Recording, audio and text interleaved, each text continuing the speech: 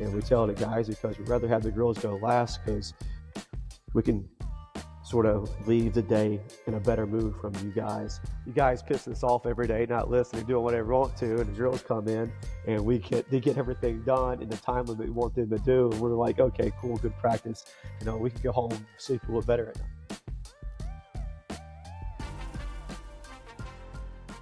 Thank you for letting me be here, Jordan. It's great to see you. Great to be part of this and be able to answer your questions, talk about wrestling, talk about North Florida, and just share my knowledge or whatever I can do. I know, man. It's been way too long. Like I think last time I saw you, you were beating up on me as a fresh state champion, letting me know what the next level had in store for me, and I did not realize that it was pretty standard. Oh man, it was great to see you. Coming from the same high school, and you looking into college and being able to go home and roll around with people like you and giving you an introduction about what to look forward when it came to college wrestling. At that time I was assistant coach for Campbellsville University in Kentucky, where I was there for 3 years with Frankie James, and we had a pretty good program back then. Yeah, you forgot to tell me that you were leaving once I was like, oh, I'm looking over right there, but we'll get into that a little bit Yeah. later. But first off, everybody knows you. So for the people that don't, the very few, can you give us a quick bio of your high school, college, and after that up until where you're at now? Okay. I mean, I guess it's cool that people like me. I could be good or bad. I've been around, whatever. But we're talking people like BB, great people, great coaches. Um, yeah. So grew up Live Oak, Florida, Suwannee County. Was my family was all are currently still. My parents still live there. My twin brother still lives there. But went to Suwannee High School, where I guess we go wrestling wise. I was a two-time state champion, three-time finalist at Suwannee. From there, I went on to Campbell University in North Carolina, small Division I school, where I was three-time all-conference, did stuff here and there. Then after that, started going into coaching. So I stayed at Campbell for a year as assistant coach. From there, I went on to help start the program at Belmont Abbey College in North Carolina for that first season. Then went from there to Campbellsville University in Kentucky, where I was head assistant coach for 3 years. And from that part, left that, went back to Florida, where I was a high school teacher and coach for Tampa Preparatory School, where I was there for a little over 12 years until where I am now at Lincoln Memorial University, being a director of wrestling here, where I run both the men's and women's programs in a small You are Division II. you are a crazy man running both of them. How did you end up at LMU? For starters, I knew this area a little bit when I was coaching in Kentucky. Driving through this area, I sort of knew where Lincoln Memorial was. I knew this area as in I recruited kids from the Eastern Tennessee part when I was in Kentucky. But at the time, so I always in my mind wanted to get back into coaching college a little bit. I miss it. I love working with college kids at that level. Don't get me wrong, I loved high school and stuff too. I love teaching actually. But being a teacher and a high school coach all together, sometimes that puts a little toll on your body, as in mentally and stuff, trying to do one thing coaching wise and meeting all demands when it comes to working for a private school and stuff, and the micromanaging and everything else. And I always decided, no, I still want to do this whole college thing and look into jobs here and there. Some were assistant coach jobs because I still, being the shape I was, I still love rolling around, love the teaching and technical aspect of everything. And it just happened to be the fact is when COVID hit everything. COVID was going on teaching wise. It was getting a little harder when you're teaching online and in person and all this other stuff. And I was at a school where we were sort of behind all the other schools. They weren't going to jump back into things. And with that, they were having issues with all the sports. They were putting my program on hold, while some other programs were being able to do what they wanted to do back to normal. That aggravated me a little bit. So I'm like, if I have no assurance if there's going to be a season for me, I'm going ahead and start throwing my hat into the ring for a couple of these college jobs, because at the time, or still going on, there's a lot of college programs starting from scratch and building up. The smaller level D2, D3 schools, a lot of them, and a couple of NAIA schools are all trying to start programs now. And happened to be Lincoln Memorial University was one of them. I'm like, hey, I know that area, I know that school. So like anything else, you got the resume, you send stuff out, you got all your references, and sent all those things out. And within a couple weeks, they were calling me, setting up interviews. And from the first interview until I think I stepped foot on campus, it was only about 5 weeks. So that thing was knocked out and ready to go. They hired me. I started my last day at Tampa Prep probably was at December 31st. So I started working here on January 3rd. Well, they definitely picked up a good coach. Yeah. So Thanks. speaking of on your resume, it doesn't really do you justice because I remember you start telling me about the qualifying trials and tribulations that you had, especially back in the day. Can you tell everybody about that and then maybe about how it's different now? Okay. Yeah. So when it came back today, of course, there was a lot more conferences than there are now. Some are depleted. The conference Campbell was in at a time. Um, Wrestling wise is depleted, doesn't exist anymore, along with a couple other ones and some schools combined. So with those smaller conferences, and probably a lot of them were maybe 6 to 11 schools, and in different conferences. The NCAA Division I qualifications were pretty much based on the conference. We're given a number. This is what you have, or as in not just a number. It's like you're allowed to send, for example, just your conference champions to nationals. That's it. Or you're allowed to send your finalists. That's it. And maybe you get to vote on 1 or 2 wild cards.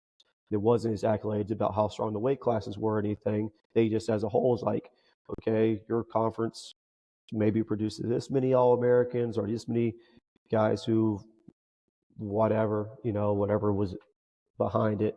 I can't tell you the specifics of everything, but they would just say like, okay, cool. You get to send your conference champions, and that's it. So 10 guys from the whole conference would go to nationals. And those are what the things would happen. You could be out there, like say as me as a true freshman at Campbell, I'm in the conference finals against a 6-year senior, 3-time national qualifier, and lose by 2 points, but I'm not going to nationals. Doesn't matter. And you can look at somebody else at the time. There wasn't too much of like a Southern Conference, but we had the East region who were sort of the same thing. And you see guys who were going to nationals like, well, I beat that guy 5 times last year. Those kind of things. It was just what part they were in. It's just their conference could have been so weak. Then they would go.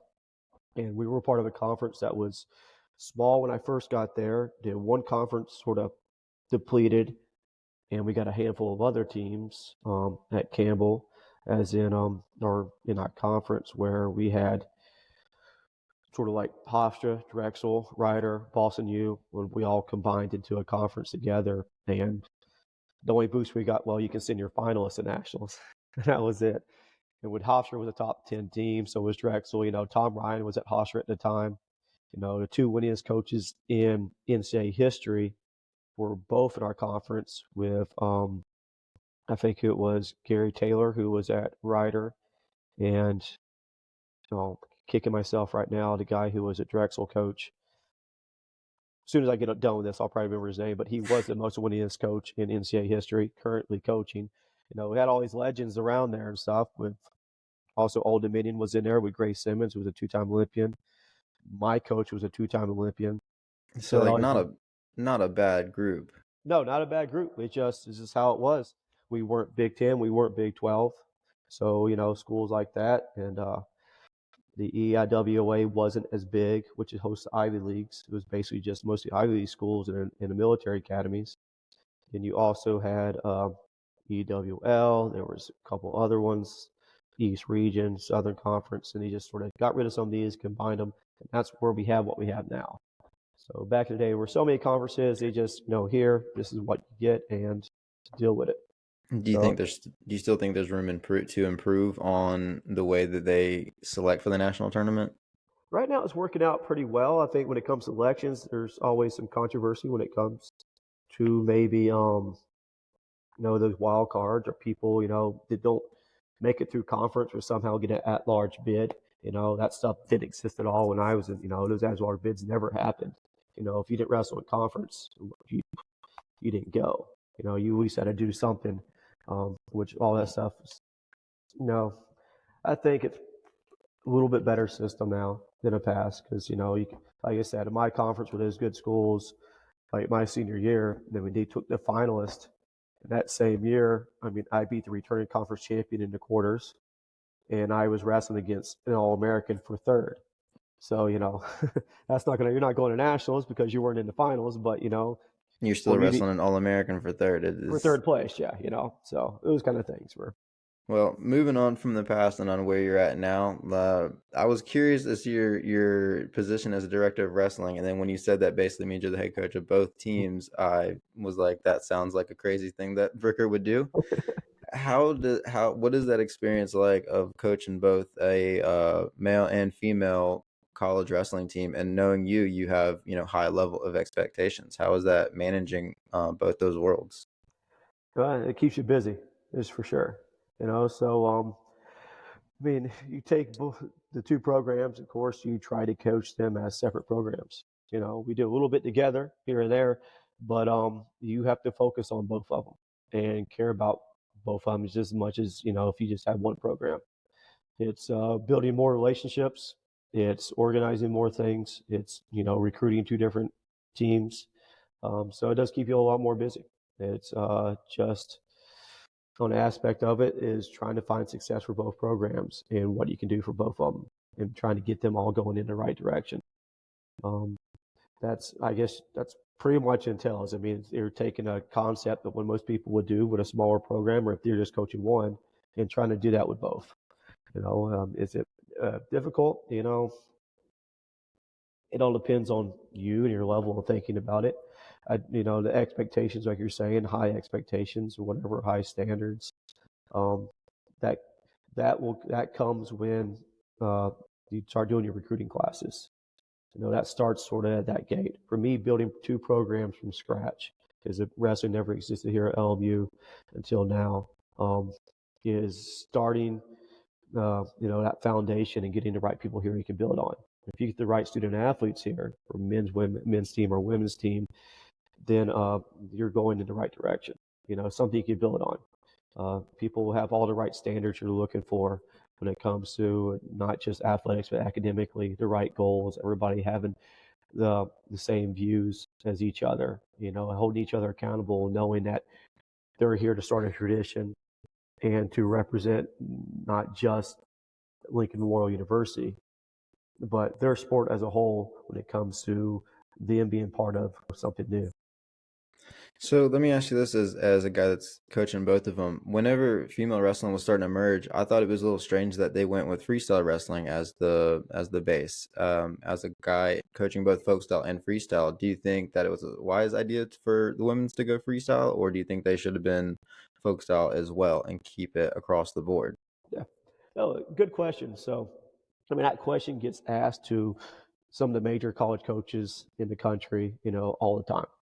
It used to be you couldn't watch an interview without somebody like asking John Smith or Tom Ryan or something like that, the long question of freestyle or folk style. And some had different views. Most of the older guys, a lot of them would say freestyle to start off with, just because sort of where we're going at. It's I did sort of make some notes here about why really. Main thing is sort of when it comes to college wrestling, for everybody who's wrestling in college and even for high school student athletes who are looking into college and everything right now, this is our top. This is basically it for us, unless you are going for a world or Olympic team, college is our top of everything. That's where we're at. There is no professional, league like basketball, football. We're not making money, all those other things.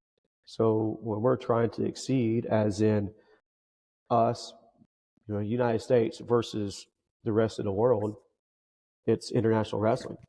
And right now, international wrestling for women is just freestyle. And that's for us to be competitive with the countries like, Japan, who's won, I forgot, 15 world titles or whatever else, to represent this country. Freestyle is what we do. And that's where we went into. And for us to have that for a development like every other country, our girls are starting off, at a young age doing freestyle and carrying over through college. That's why our women are killing internationally now, just like everybody else is. So yeah, I think it was a good call. I think it was not for my beliefs. I think it was the right call.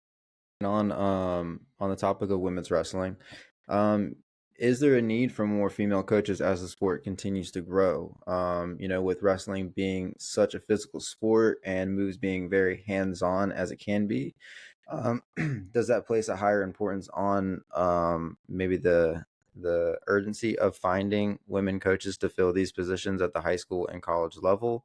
Or Now, I think, is there a need for them? Yes, of course, 100%. And to go with that part off of that, there will be. Since it's still an emerging sport in college, just give it time. It hasn't been around long enough to have all of these women coaches. There's some that's been around and some that had these jobs or a lot of assistants and everything, and just give them more time. Because right now, the women who's been, our best in the country wise in college are the women that are competing right now in Olympic and world teams. Give it time, and we will have the women coaches we want.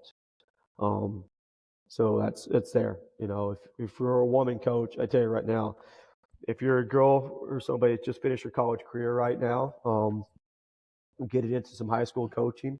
If you're looking for a college job as assistant coach, Mike Moyer from National Wrestling Coaches Association, get a hold of that guy. He'll find you a job yesterday for coaching women's wrestling. There are all these schools that want to start it, and they're looking for women coaches. And the reason, I guess, is not because of sort of what you're saying. That is so hands-on and everything. I don't think that is a big issue when it comes, especially college wrestling. Most of these women have all been coached by guys some way, somehow. Already all came from high school programs where they had a men's coach, and they were already practicing with all the guys anyways. Our women wrestlers, there's really no difference when it comes to what they're capable of doing and how to coach them. I've actually had my pros and cons when it comes to women's and men's wrestling a little bit. I see women as in there's more pros in coaching than there is cons. They're very attentive. They listen. They do exactly what you tell them to do. So it's a pleasure to coaching the girls. You just have to know exactly what you can and can't do with them when it comes to maybe certain workouts and stuff. When it comes to maybe upper body strength or whatever. But for most of my workouts right now, doing preseason, my girls after their lifts or whatever else are doing the same workouts my men's team's doing. Probably with less complaint, and it's just going to continue doing that because now you have more female wrestlers who's been involved in it since a young age, not just getting started in the last 2 years of high school or whatever. So it's going to continue to get a whole much better, and us having more women's coaches, yes, because still no matter what, it gets to where who listens to who's more comfortable coaching who. The women coaches do excellent jobs, ones I met and everything, but the guys who spend time doing our coaching women's, they do unbelievable jobs also. So after you've been around it and learn how to, maybe word things differently or to relate to how the girls think and what they need to know move wise. You got to know a difference from, like, say, freestyle example. You can teach guys on top some of the best gut wrenches in the country to break a guy in half when they're on top. You can teach the same thing to girls, but girls don't turn as easy as guys do. You can lock them a girl's rib will break before her hips ever turn. You got to learn the techniques. Like, hey, that's not go-to gut wrench on top for a man. It's not its go-to move for a girl on top. The girl's like, take that down, hit an ankle lace and leg lace, then you'll roll a girl across the mat. There's a little bit difference when it comes to what you're looking for and how you're teaching, maybe technique-wise, but work ethic-wise and everything else, that doesn't change. Say it's an enjoyment, whatever. And my coaching staff here, we sort of joke around where our practices having them staggered, where normally our guys practice before our girls do when the season happens, and we tell the guys because we'd rather have the girls go last because we can sort of leave the day in a better mood from you guys. You guys pissing us off every day, not listening, doing whatever you want to, and the girls come in and they get everything done in the time limit we want them to do, and we're like, okay, cool, good practice. We can go home, sleep a little better at night. It's very smart planning. Yeah, it works out. So you mentioned the pro wrestling about NCAA's being the absolute pinnacle outside, unless you want to go for the worlds. I've always thought that we leave so much money on the table not having something there. And I remember, you telling me like you stuck around and wrestled opens after your senior year because you still Yeah. had more to prove. Connor Beebe said the same thing, that he stuck around and kept on doing some more opens after he got done because he still had more to prove. And I'm just curious, as as a high level, college wrestler and now a college coach, do you think that that is a possibility? Um, that's almost like a whole conversation you can go in for hours and everything. I mean, at one time in late 90s, early 2000s, or I want to say early 2000s, we did have real pro wrestling that they started.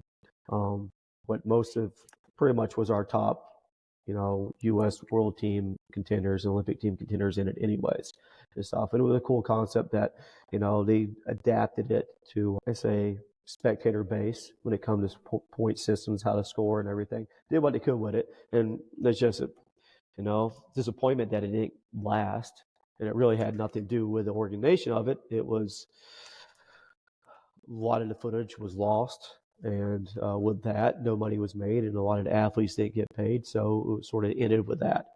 Um, Is that what happened for real? yeah, a lot of the films of the whole first season, I think, got lost in a fire at the guy's ranch where everything's stored, so they had to go back and refilm a You're lot of right. I stuff. did hear about that.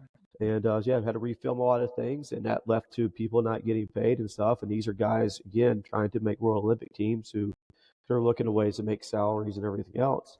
So it took time off of them. But yeah, that's sort of what happened with it. And with that backtrack of retaking stuff, their deals with the major networks they lost those deals because they couldn't get it done in time. So that's what happened to most of it. I'm surprised that they went because it was like a freestyle Greco kind of combination, and I Yeah, would have liked to see them do more of like a folk style kind of, because you, like I said, they already have the system right there. yeah, With guys coming out of college being like, well, I need a little bit of money. If you don't make a world team, if you're like, you end up in a weight class with Kyle Dake, Jordan Burroughs, yeah, David Taylor, like your chances of making a world or international team might be pretty low, but you could get on a card, once or twice, a year and sell, easy. I'd watch it. Or I mean, obviously I'm talking about the idea, so I'd tune in, but I think there's money on the table for these athletes. And I'd love to see some of these D2, D3 athletes that I think get slept on come in and, make some noise and see a legitimate challenge against these D1 guys. Like I yeah. remember they did years ago at the Beach Streets. They had Joey Davis, the 4-time undefeated Division II champion, wrestle Alex Dillinger, but they did it in freestyle. Mm, And a lot of people end up looking at just the score. I think the score was like 9 to something, but it all happened at the very end with like a 4-point throw and then Joey mm. Davis trying to go for the win. Like, other than that was really close, but I'm like, okay, that's cool.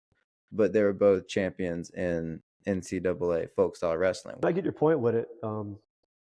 It's we have folk style itself is USA. That's American style wrestling. Almost every country has some certain style. You can take what sumo or Brazilian grass wrestling or India with their mud wrestling and things like that or dirt wrestling.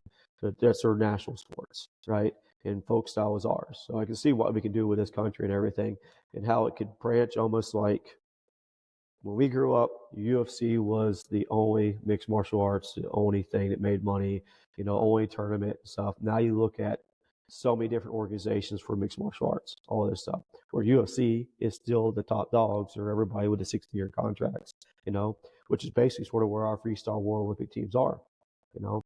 And you're thinking about microing that to smaller stuff with pro leagues and everything else with folk style.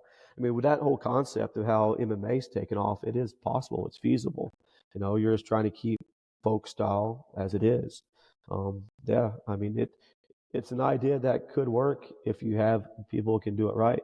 You know, the only thing I would say is like it's all about folk style wrestling at a time, and when we still have freestyle going on, I for me it shouldn't. The reason why to have the league is shouldn't can prevent people or discourage anybody from getting into freestyle Greco-Roman. That's the thing. That's something that we should do no matter what. Which I think we got to do more of. We don't do enough and stuff. So I feel like that's such a weird conversation, and at least in this area in North yeah, Florida, which it's hard to get freestyle and Greco going, that I think a lot of the argument feels like if you're more folk style, then you're against freestyle or Greco, or if you're like not for it, then you're against it. It's a weird kind of I don't know. It's hard to get it started over here, and I'm not sure why. And I'm not sure. Maybe it's a disconnect in the conversation. For me, I'm trying to figure out when I was younger how it sort of turned out to be that way. 'Cause growing up for me, it was folk style, high school season, middle school season, whatever else. In the summers, it was just freestyle and Greco. The only thing happened. This whole year long folk style thing is a weird thing for me. You know, where more people are doing it now year long and not getting into freestyle or Greco or anything at all, which is for me that's the strange part. And I mean, all I can do is encourage people to do it. I mean, there's different reasons behind it and everything else about why. For example, look at our best freestyle wrestlers right now. You know, those guys did folk style their whole high school and college careers. Nothing that did not keep them from being dominant freestyle as they are now. It's just right now international after college. The only thing what we talk about, the only thing they can do is freestyle. You know, after folk style seasons. So we shouldn't have the idea that, well, if we do freestyle anytime during high school or whatever else, for these young kids, they won't be able to do, you know, folk style in college. That those two things do not hinder each other whatsoever. You need to have that sort of freestyle and Greco-Roman season for every kid, not just the whole folk style year long, whatever, because it's development for everybody. It's the skills and stuff. The changing of styles alone is sort of I say a mental break. You know, people going for a full folk style season, having this, you know, their stresses, everything they're going through a high school season, maybe not succeeding what they want to or doing what they want to do, but that whole grind of folk style and everything, the concepts and the techniques and everything you're doing. After that's over, letting that part say, okay, that's done. Folk style's over. Freestyle and Greco season starts. That gives an athlete so much a mental break, sort of the stressors sort of go away. It's almost like they're starting something over again, starting a whole new season, being able to learn new skills, new positions, and in the long run, they're still wrestling. They're still on the mat. Who cares which style it is? They're still doing wrestling all season long, but are just not having everything pushed to them. It's like, hey, you got to do this one style or not. It's in the North Florida area. I've seen grappling and BJJ catch on a little bit better than freestyle and Greco. Do you support that, or do you think we still need in the North Florida area to focus on freestyle and Greco? To me, I think that's very strange. You know, change transfer to that where it's got to that point where more you see so much people or so many people transferring from folk style to Brazilian Jiu Jitsu and not going into freestyle or Greco. That to me is like strange. I'm like, well, we're going to a really it's grappling, but a totally different sport instead of doing the same sport that just has different rules. Yeah, That's a little strange for me when it comes to it, but because the concepts of wrestling, freestyle, Greco, folk style are still the same. Just the scoring criteria is different. You know, when it comes to Brazilian Jiu Jitsu, not only is scoring different, styles are different. I mean, you could do a whole BJJ match sitting on your butt if you want to do that, right? You know, there's really not too much of the takedown aspect of it as it is for other things. That's not just, you know, style changes or in other words, level changes. That is just going to a different sport. It's like, do I you play soccer or do you play American football or rugby? You know, not two sports, and nobody's going to play rugby their entire life and switch over to American football. I would say folk style is more akin to grappling with it's more emphasis on control as opposed to freestyle and Greco, which is more about getting the takedown real quick and then, kind of going back to the feet. I think that's why you see a lot of UFC fighters that have a folk style background do better than those that just have a freestyle or Greco. I think that's probably where it's coming from, is they see that name value in the UFC. Mm, yeah, no, I can see that where because folk style involves, I wouldn't say more than a ground game, but you know, there's more mat time when it comes to folk style than there is in freestyle, whatever.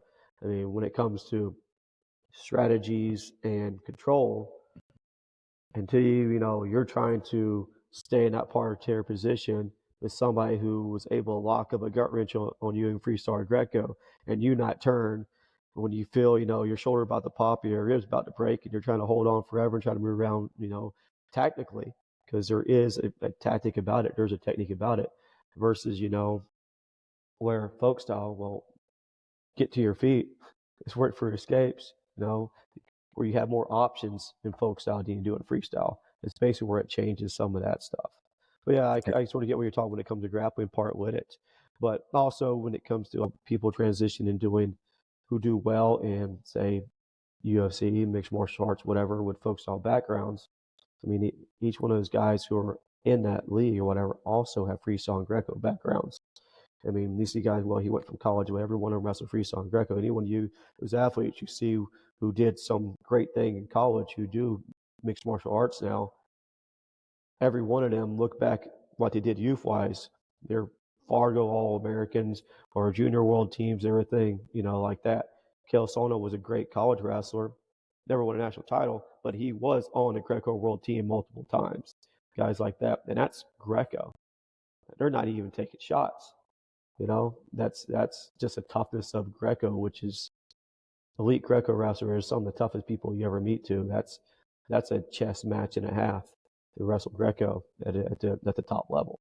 So they all have some kind of background with it, and I think wrestling in general, period, has a great transition over to mixed martial arts or Brazilian Jiu-Jitsu. You come from folk style, freestyle, or whatever, and go into Brazilian Jiu-Jitsu, yeah, you're going to succeed more than somebody coming straight from Brazilian Jiu-Jitsu into folk style or freestyle wrestling.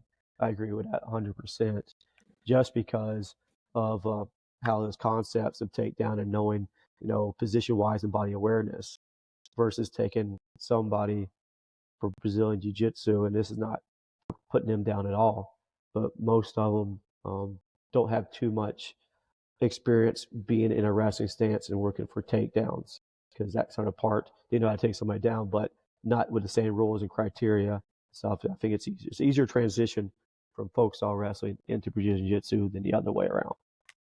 But I've seen people that succeed at both. Andy, man, I know you got a lot to do coaching 2 teams, but Sure. these kids and young adults are very lucky to have you. Do you have any final words before we let you go for the North Florida wrestling fans? First, for North Florida, I mean, guys, keep it up. I've hear and seen so many good things about what's happening in North Florida wrestling, especially with success everyone's having at the high school level. I'd love to be more part of it. Being here at Lincoln Memorial University, uh, being a Division II school, recruiting is part of it. If you got any athletes who are looking to go on to that college level, and I mean college level as in a student athlete, somebody's looking for that college education and trying to be an athlete or continue their wrestling career. I mean, hook me up, call me up. That's part of the game, is giving back. One of the main reasons we all become coaches is to give back to the sport. Same opportunities we had or we didn't have, we want to create those for the youth wrestlers. So please contact me, Lincoln Memorial University. Get a hold of me if you got athletes, guys and girls, who have the ability to go on and make something of themselves in college education wise with degrees and the wrestling wise at the college level. You know where to find me.